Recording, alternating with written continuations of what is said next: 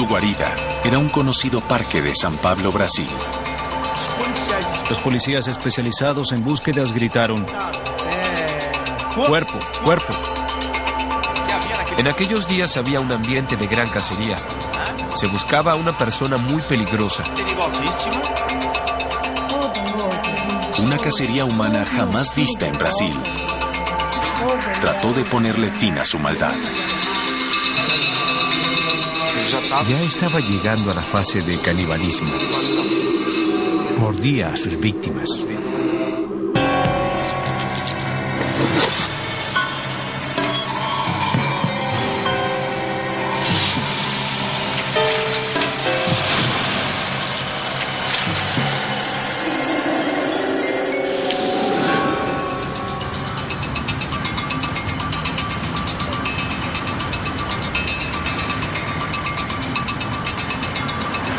San Pablo es la mayor ciudad de Brasil y una de las urbes más grandes del mundo. El Parque del Estado es una de las reservas naturales que sirve como pulmón a San Pablo. A pesar de la enorme popularidad de este parque, su selva casi impenetrable lo convierte en ocasiones en un lugar peligroso.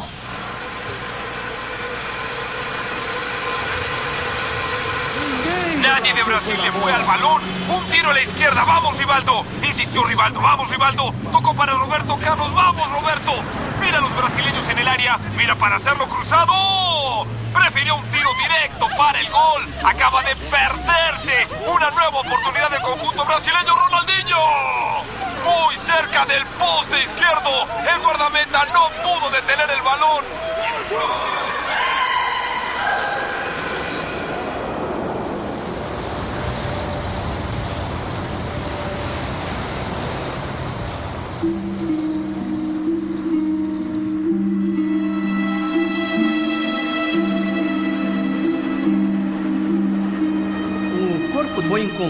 El cuerpo fue encontrado en una posición muy grotesca.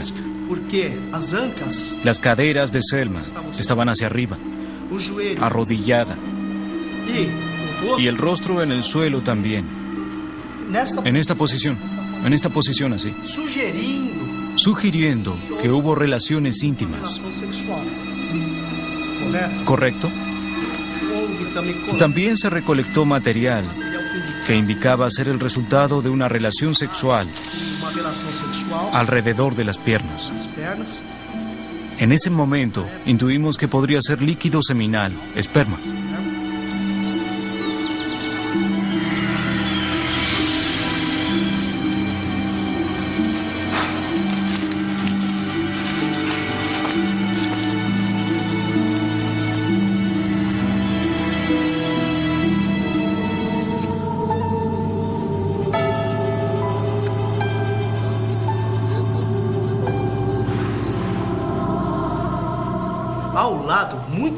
Al lado encontramos otro cuerpo del sexo femenino, muy cerca de ella. Otra mujer. En ese instante suponíamos que era una coincidencia. Una chica fue asesinada aquí y por coincidencia otra acá.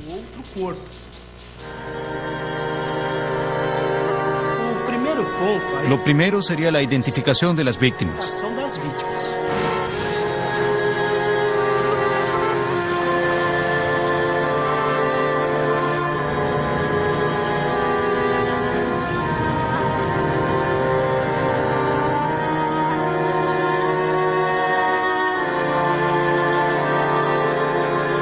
Sí, es Selma, sí. El cadáver de la primera víctima fue identificado por su propio padre, Selma Queiroz, de 26 años. Los restos óseos de la segunda mujer, por otra parte, fueron enviados a los servicios periciales de la policía. A partir de allí comenzamos a averiguar en qué lugar esta persona había sido vista con vida por última vez. Háblenos sobre su hija, Selma. Selma, por lo que relataban los familiares, era una chica extrovertida, alegre y con muchas ganas de vivir. En aquellos días se transmitían los partidos del Mundial de Fútbol. Fue montada una pantalla en el centro de San Pablo para que la gente alentara a la selección brasileña. Desde ese lugar, Selma contactó a su familia. A partir de ese día, no supimos nada más de ella. Durante la necropsia, Medicina Legal determinó que la Oxisa fue estrangulada y luego violada post-mortem. La identidad del cuerpo hallado a pocos metros de Selma no pudo ser revelada. Por lo que recuerdo y según los médicos forenses, lamentablemente ese líquido encontrado en el cuerpo, en el cadáver, no estaba en condiciones para un examen de ADN, un cotejo de ADN.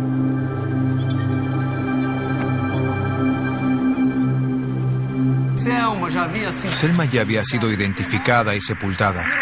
Lo primero fue revisar las fotos de la escena e intentar buscar en esas fotos algún indicio que nos llevara al autor del crimen. Conseguimos encontrar en la parte posterior del brazo izquierdo de la víctima, Selma, un arco dentario, la impresión parcial de una mordida. Esto para nosotros fue una luz que apareció e hicimos todo lo posible para enfocarnos en ese único vestigio que encontramos.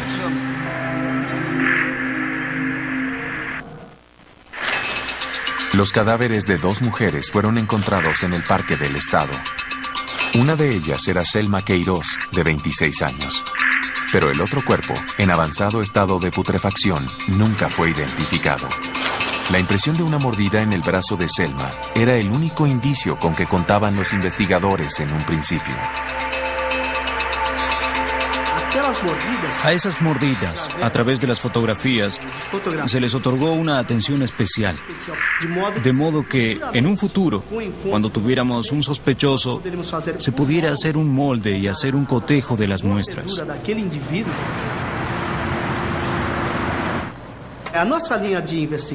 Como parte de la investigación, hicimos rastreos en el Parque del Estado, porque esa zona era también frecuentada por drogadictos y desamparados.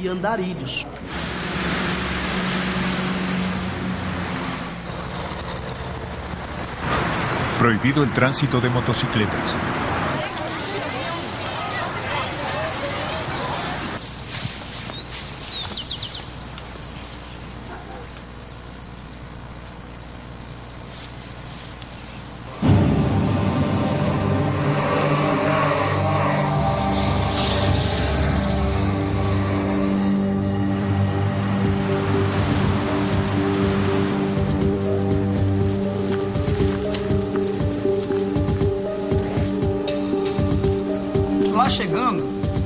Cuando llegamos, nos percatamos que se trataba del hallazgo de 2 cuerpos.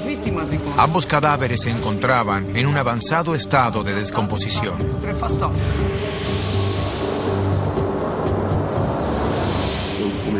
Durante el peritaje, los cadáveres que estaban muy cerca de Selma tenían los dientes muy rosados. ¿Qué nos indicaba ese tono rosado? Que habían muerto por estrangulamiento. Nos llamó la atención que las víctimas eran del sexo femenino y ambas fallecieron en condiciones semejantes a las 2 encontradas anteriormente. En menos de 48 horas, 4 cadáveres de mujeres fueron hallados en el Parque del Estado. Entonces comenzamos a hacernos la noción. Aunque no se sabía quién era el asesino, se comenzó a manejar la hipótesis que había un asesino en serie. La posición de los cuerpos al ser hallados nos daba un posible modus operandi. No veía a las mujeres como personas, sino como un objeto, como presas. Iba con el instinto de matar.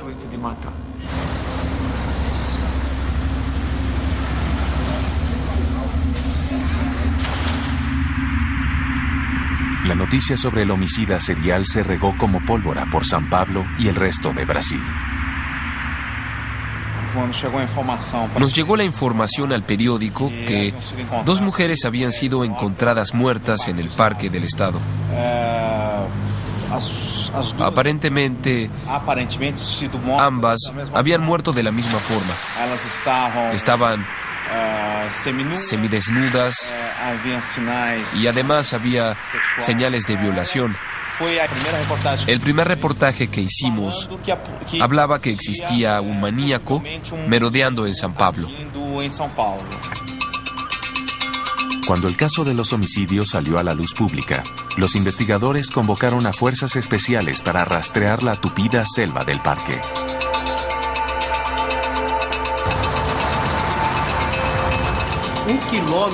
Un kilómetro selva adentro, los policías especializados en búsquedas gritaron: ¡Cuerpo! ¡Cuerpo!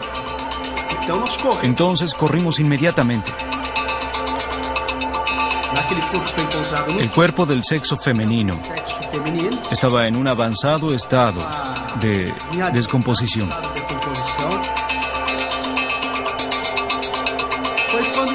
Entonces, y para nuestro desconcierto, escuchamos un nuevo grito de cuerpo. Los policías gritaron: ¡Cuerpo! ¡Cuerpo! Prácticamente todos quedamos aterrados.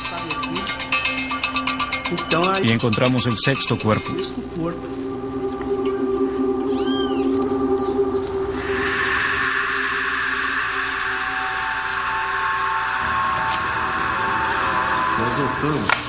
Notamos que había surcos, indicando que la tierra había sido arada recientemente. Entonces comenzamos a excavar y encontramos carteras de mujer y múltiples accesorios femeninos.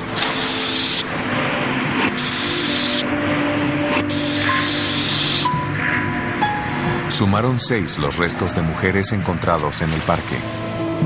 Los peritos manifestaron que las últimas víctimas fueron asesinadas mucho antes que Selma Queiroz.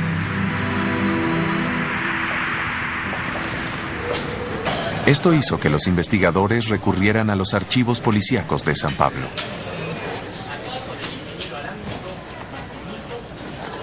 '98. Intentamos hacer una indagatoria sobre todos los cuerpos del sexo femenino que habían sido encontrados en el parque. Se hizo una investigación que abarcaba todo ese año, desde enero de 1998 en adelante. La consulta de los archivos arrojó nuevas pistas. En el mes de enero de 1998, los cuerpos de 2 mujeres fueron encontrados en el parque. Estos casos, sin embargo, fueron cerrados por falta de evidencias por el precinto de policía que condujo la investigación. Una de las mujeres fue identificada como Raquel Mota Rodríguez, de 23 años. Establecimos que la muerte de Raquel había tenido lugar en enero. También fue encontrada desnuda. El cuerpo estaba posicionado del mismo modo que el de Selma. También había sido dejada en el bosque, sin vestido, sin falda, sin medias, sin nada de lo que tenía cuando había salido. Revisando el registro de personas desaparecidas, descubrimos quién había hecho la denuncia de su desaparición: la prima de Raquel. Hola, ¿es la prima de Raquel Mota Rodríguez? Conversamos con su prima y ella nos reveló que el día de la desaparición, Raquel la llamó por teléfono y le dijo: mira, prima, estoy en la estación de Yabacuara. Estoy aquí con un papacito. ¿Qué tal? Dile a mamá que voy a llegar más tarde. Y también otro detalle: fue convidada a tomarse unas fotos para ser modelo.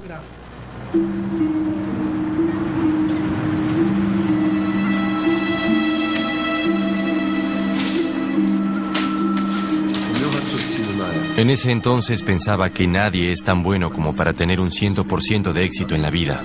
De todas las que atacó, alguna debe haber sobrevivido.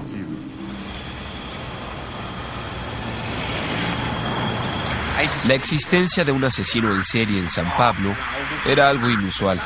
Despertaba la atención y la curiosidad de las personas. Primero por el misterio que rodeaba el caso. Alguien estaba cometiendo estos crímenes. Los medios comenzaron a divulgar la historia de Raquel por la TV. Fue algo sensacionalista. Ellos sacaron a la luz la declaración de la prima, que había sido invitada por alguien, y la prensa comenzó a llamarlo el maníaco del parque.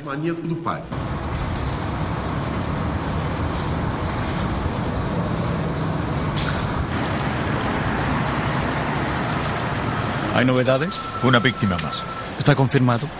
Sí, una más. Se comenzaron a recibir llamadas, de 300 a 400 llamadas. Todos alegaban haberlo visto. Sí, estamos tratando de confirmar la Tienen información. conocimiento de algo. Espera.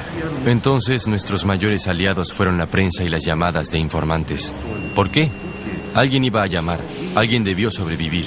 Aunque no quisiese ser identificado, iba a llamar.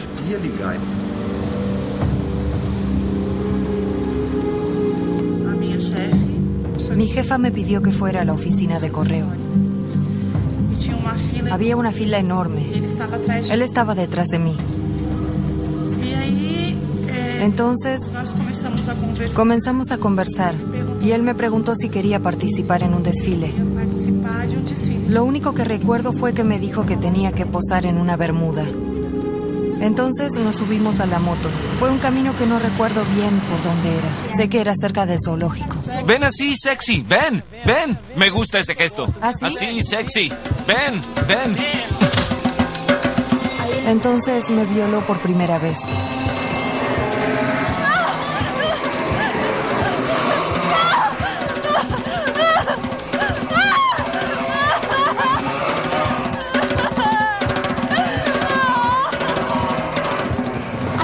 Entonces paró, se calmó y volvió a conversar, como si no hubiese ocurrido nada. Paró, me dejó amarrada y se fue.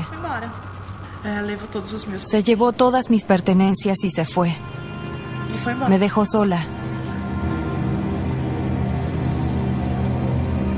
Esperé un poco. Comencé a moverme. Pude volver a vestirme y me fui. Estaba en una calle. Recuerdo que había una luz que me parecía que era la luna.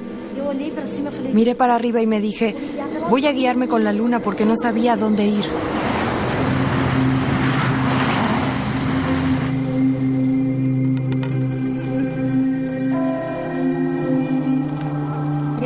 Él era moreno. Era bajito y robusto. Con una barba descuidada. Más o menos así. Entonces logramos, a través de esas sobrevivientes, la elaboración de un retrato hablado. ¿Correcto? Que también hicimos público.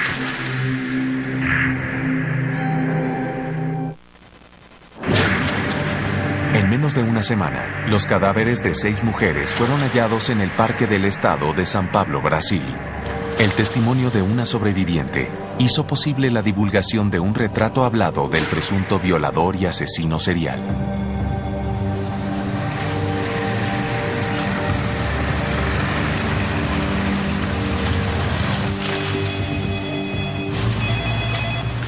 Hola.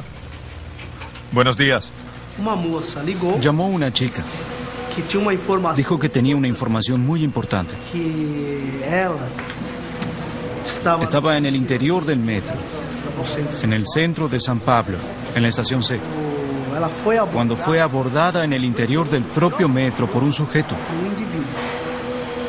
Un individuo moreno de aproximadamente 30 a 35 años. E insistía con vehemencia que participara en una sesión de fotos para una multinacional. Incluso se puso pesado. Entonces le dijo, escuche, anotó el nombre y le dijo, este es mi número. Si cambia de idea, por favor, llámeme.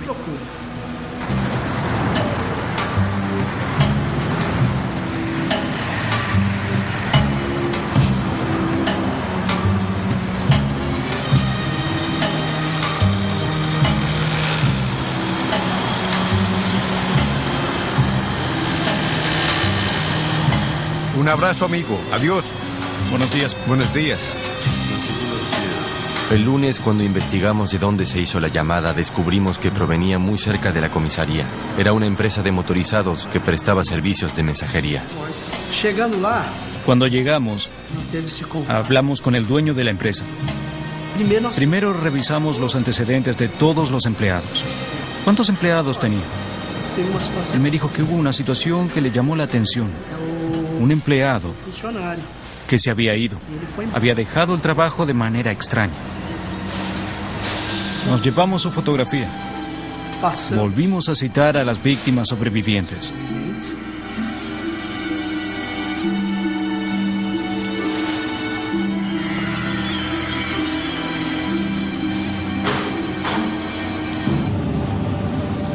Nos dijo: rayos, es este tipo. Y señaló a ese individuo. ¿Es este? ¿Estás segura? Segura. Entonces no tuve dudas. Nuestro principal sospechoso era esa persona. 32 años, moreno y mensajero. A partir de ahí, toda la investigación se centró en Francisco de Asís Pereira.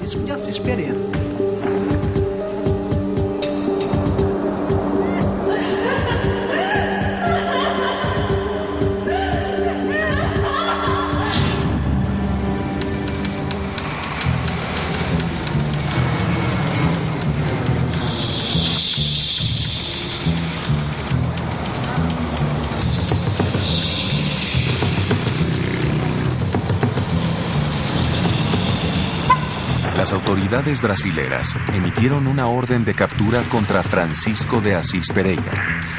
El detective Sergio Alves, entretanto, continuó con las indagatorias en la empresa de motorizados, donde el prófugo trabajó por 4 meses. Ustedes no son los primeros policías que preguntan por ese muchacho. ¿No? ¿Por qué? Ya vinieron a buscarlo de la comisaría de personas desaparecidas. Dios, Virgen Santa. Este individuo era sospechoso de la desaparición de una chica, Isadora Frenkel, una azafata, una chica que estudiaba, hija de un profesor universitario. Isadora Frenkel, de 19 años, desapareció misteriosamente en las calles de San Pablo en febrero de 1998. Francisco intentó cambiar cheques a nombre de ella y por esto fue interrogado en la comisaría de personas desaparecidas. Sin evidencias que lo inculparan, la desaparición de Isadora quedó en un limbo legal. Sin cuerpo, no hay crimen. Solo teníamos una denuncia por desaparición.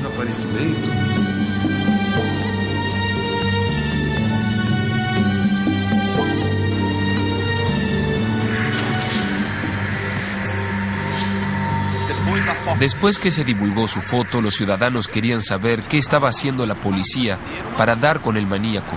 Se le exigía a la policía en ese momento. Imagínense la situación. Era un año electoral. Había elecciones para el gobierno de San Pablo, para gobernador de San Pablo. Y el caso de Francisco era una piedra enorme en los zapatos del candidato a gobernador. El asunto se convirtió en un problema de seguridad pública. O sea, el gobierno actual no lograba atrapar a una persona. No estaba en condiciones de atrapar a un asesino en serie. Una persona que volverá a matar seguía suelta.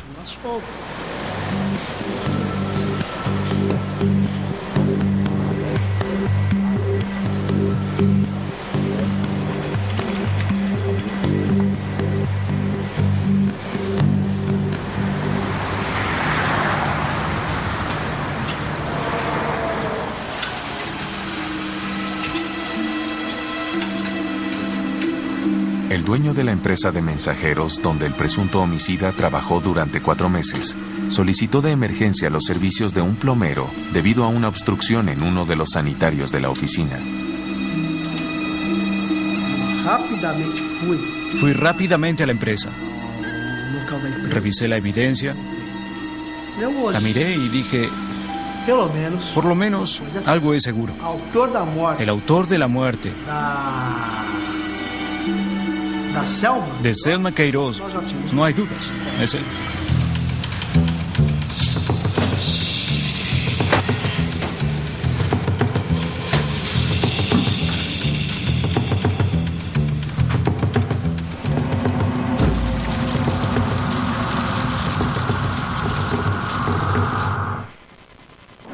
Francisco de Asís Pereira fue identificado como el presunto violador y asesino de al menos 7 mujeres en el Parque del Estado de San Pablo, Brasil.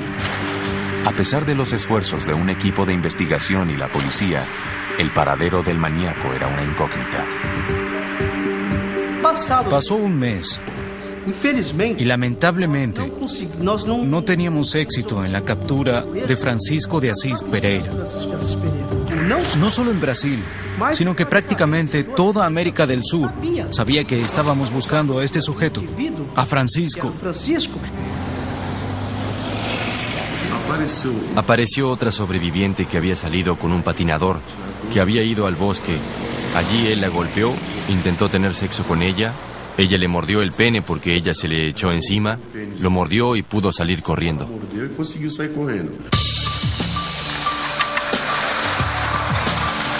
El Parque Ibirapuera es una zona de mucha actividad en San Pablo. Nos dirigimos a ese lugar. Conversamos con varias personas. Francisco era sumamente conocido allí. Era un excelente patinador. Patinaba muy bien. Durante la averiguación, una compañera de patinaje del presunto homicida entregó a las autoridades un video casero. Ese video mostraba sus destrezas, pasando por rampas, patinando en un solo pie, haciendo piruetas, con un estilo propio. Era un profesional del patinaje. El video fue remitido a servicios periciales para su análisis. El próximo destino de los investigadores era Guarací, ciudad natal de Francisco. Oye, Yemayá, trae a mi hijo de regreso. Oye, madre, Yemayá. Llegamos a la casa de Francisco de Asís Pereira. Encontramos a su madre, a su padre. Nos dijeron que hacía un tiempo que no veían a Francisco. Los investigadores recorrieron más de 600 kilómetros de Guarací a Mato Grosso tras el rastro del maníaco.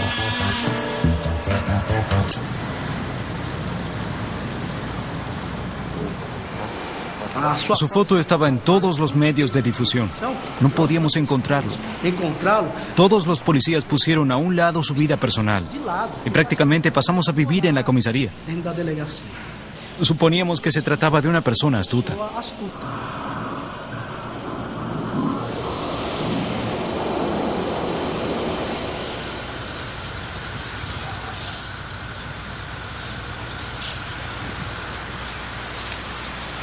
Disculpe, señor. ¿Puedo usar su baño? Necesito bañarme.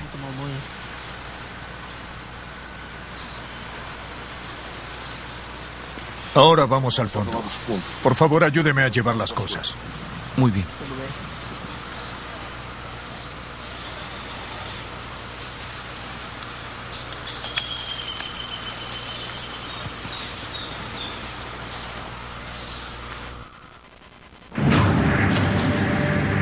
La policía de Brasil y la Interpol siguieron el rastro de un presunto homicida serial a Mato Grosso, una extensa selva tropical situada en el centro-oeste de Brasil. La cacería contra Francisco de Asís Pereira comenzó en San Pablo un mes atrás.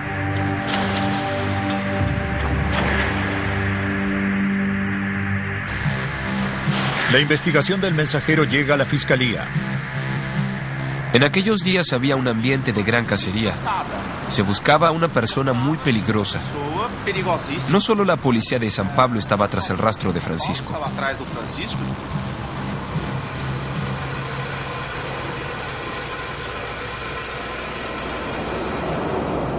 Durante varios días, el video de Francisco fue analizado por expertos de los servicios periciales.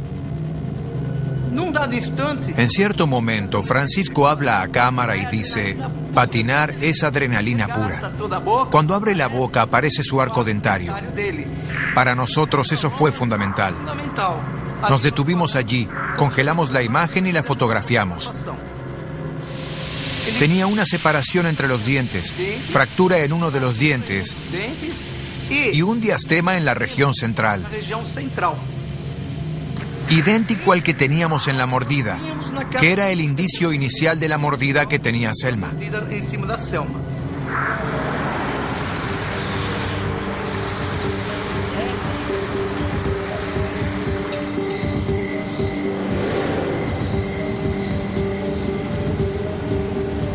El baño está allí. Puede dejar su ropa aquí. Ese es el baño. ¿Ese es el baño? Sí, ese. Gracias.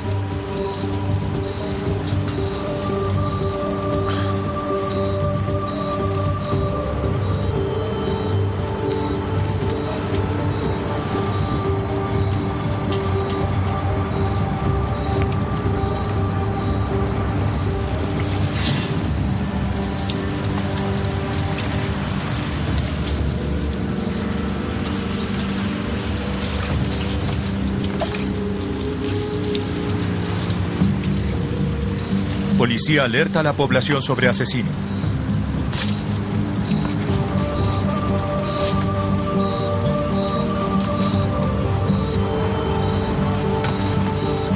¿Una toalla?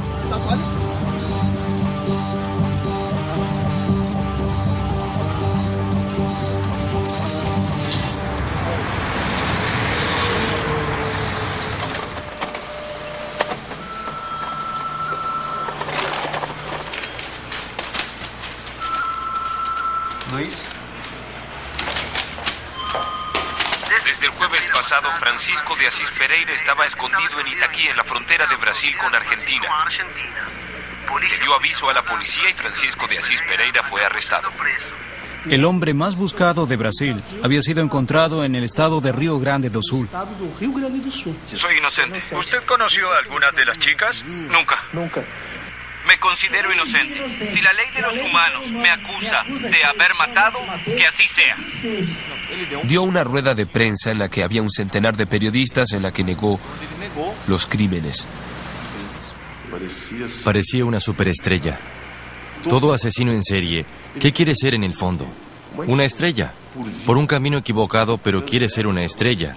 Quiere ser reconocido, aunque sea por el mal que está causando. ¿Qué quiere? Reconocimiento. Él quería leer el periódico y decir, lo hice yo y nadie sabe quién soy.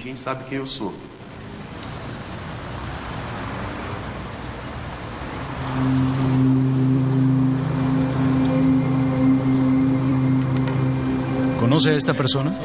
No la conozco a ella. No la conozco. ¿Está seguro? Estoy seguro, no la conozco. Vuelve a mirarla. No la conozco. Francisco fue interrogado por primera vez en una sesión que duró 9 horas y media. ¿Conoce a Selma? No la conozco, señor. ¿Cómo que no? No conozco a esa chica. ¿No conoce a esa chica? No la conozco, no, señor. Tomé la foto de Selma. Él la miró y dijo, no sé quién es esta persona. Le dije, ¿cómo que no sabe? Usted sabe quién es. Es Selma. ¿Piensa que soy estúpido? No la conozco. Estaba en No, el señor. baño donde trabajabas. No la conozco. ¿No la conoces? Mírala bien. No conozco a nadie. Basura. Señor. Mírala bien. No la conozco. Mírala. ¿Sabes? No la conozco, señor. ¿Crees que somos estúpidos? No conozco. Sí a que la nadie. conoces. Mírala bien. No la conozco. Es Selma. No la conozco. Sí que la conoces. Diablos. No sé qué estoy haciendo aquí. ¡Maldición! No conozco a nadie. Tienen que soltarme. ¡Malditos! Tras 72 horas de interrogatorios, Francisco de Asís Pereira decidió confesar sus crímenes. ¡Maldición! No sé qué estoy haciendo aquí. Fui a conversar con él, puse el grabador y comenzó su relato. En la noche cuando duermo, tengo pesadillas. Estoy sudado. Tengo una sensación muy extraña en mi cuerpo. Me siento como un animal, como un depredador que necesita carne y precisa comer. Ya estaba llegando a la fase de canibalismo. Mordía a sus víctimas. Maté a esas 9 mujeres. Tuve que hacerlo. De acuerdo. Mira, realmente fui yo el que las mató. Así, frío, con toda frialdad. Fui yo, incluso con una sonrisa dijo, esas chicas eran muy tontas. Con cualquier conversación caían, eran idiotas. Selma. Ella siempre quería sobresalir, siempre quería. Se me acercó y me dijo, vamos a sacarnos esas fotografías. Todas tuvieron un final parecido. Él dijo, si vas a un lugar como este, con un sujeto que nunca viste, eres una desvergonzada. Entonces decía que le hacía un juicio a la chica. En determinado momento, dictaba sentencia.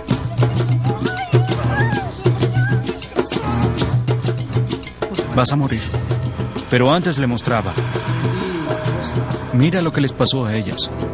No fueron buenas conmigo. ¡Mira tu futuro, desgraciada! ¡Mira lo que va a suceder contigo! ¡Mira tu futuro! ¡Así vas a acabar, hija de perra! Cuando la chica veía eso, imagino el pánico, el terror que la invadía. La chica, desvestida, caminaba con él en ropa interior y él le mostraba cadáveres. Mira aquí, mira aquí. Si no eres buena conmigo, mira qué te sucederá.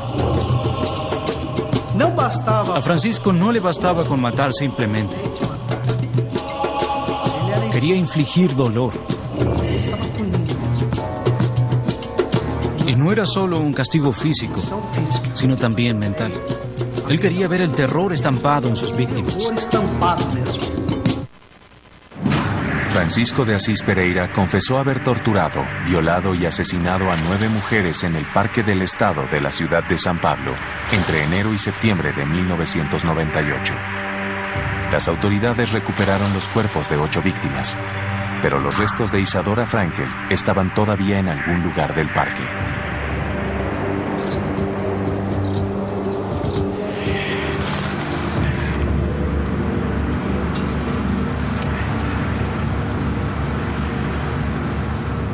Entramos con él en el bosque para que nos mostrara dónde estaba Isadora. Entonces vi por primera vez su comportamiento. Cuando puso los pies en el bosque, se transformó.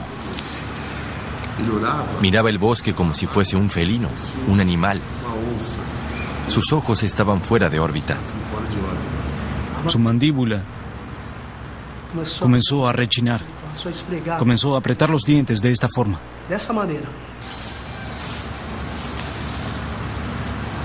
Está allí a 10 metros. Vamos.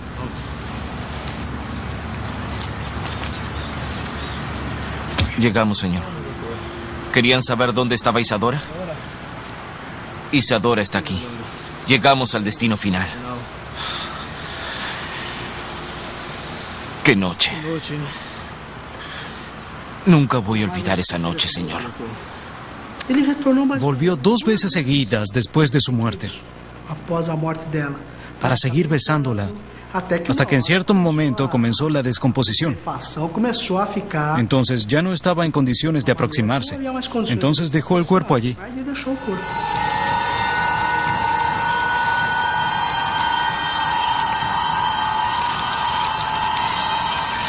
Cuando estuve en la comisaría de personas desaparecidas, él tuvo miedo que lo arrestaran, porque sabía que había matado a Isadora. Entonces, ¿qué hizo? Tomó la moto, volvió al bosque, tomó 1 litro de gasolina de la moto, lo echó sobre Isadora y le prendió fuego. Pensó que con eso, si encontraban el cuerpo, no podían relacionar el cuerpo con él, ni siquiera lo iban a reconocer. El asombro de las autoridades no acabó con la recuperación del cadáver de Isadora Frankel. Francisco confesó el asesinato de una 10ª víctima, Rosilda Franca de Oliveira, de 20 años. La importancia de las mordidas encontradas en Selma fue concluyente. A través de fotografías, a través de moldes, fueron comparadas con la dentadura del sospechoso.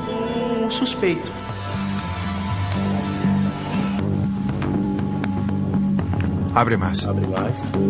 Esa mordida, el único vestigio que teníamos, fue el camino que nos llevó al culpable. Y fue lo que sucedió.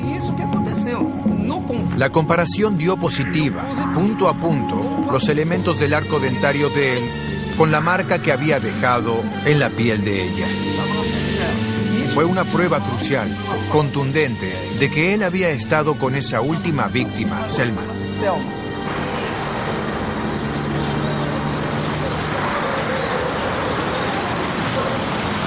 En el caso de Francisco, él tenía una inteligencia limítrofe, pero no era deficiente mental. Él tenía trastornos afectivos y de conducta. Las mujeres para mí son un cielo sin estrellas. Su violencia se recrudecía. Necesitaba esa emoción cada vez más fuerte para poder sentir el placer que sentía matando. Él siente satisfacción y cuanto más castigaba el cadáver, más hacía sufrir a la persona, más placer sentía. Terminada la pericia psiquiátrica, determinamos que Francisco padecía de trastorno social de personalidad. Y eso significa, según nuestra legislación, que es semi-imputable. El jurado consideró que no era semi-imputable, sino que sería plenamente imputable. Francisco de Asís Pereira fue condenado a una pena de 121 años. Hoy se convirtió a la religión evangélica. Entonces cita frases de la Biblia. Dice que se regeneró, que está arrepentido de todo. Pero todos los psiquiatras dicen que su mal no tiene cura.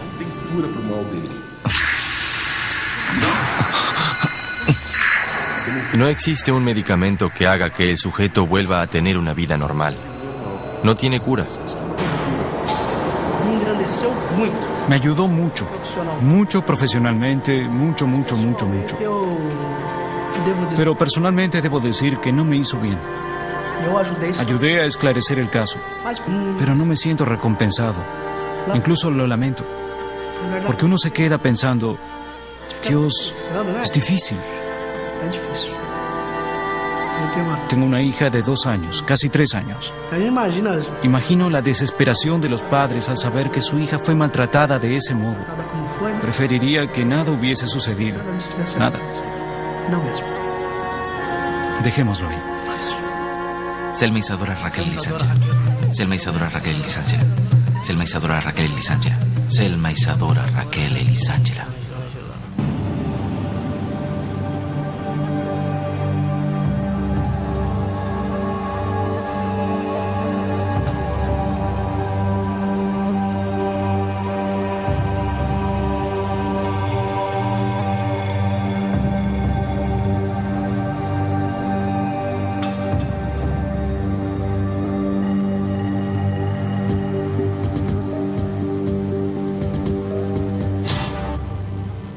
Presentado por el